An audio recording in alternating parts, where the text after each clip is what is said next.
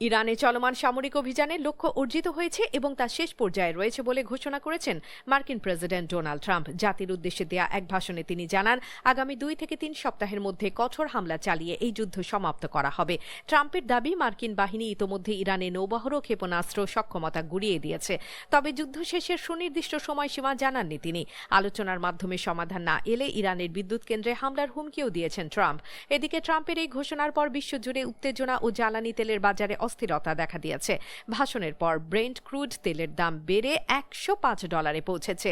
Hormuz প্রণালীর অচলাবস্থা নিরসনে আমদানিকারক দেশগুলোকে নিয়ন্ত্রণ নেয়ার আহ্বান জানিয়েছেন মার্কিন প্রেসিডেন্ট। তবে ইরানের পররাষ্ট্র মন্ত্রণালয় ট্রাম্পের যুদ্ধবিরতির দাবিকে ভিত্তিহীন বলে উড়িয়ে দিয়েছে।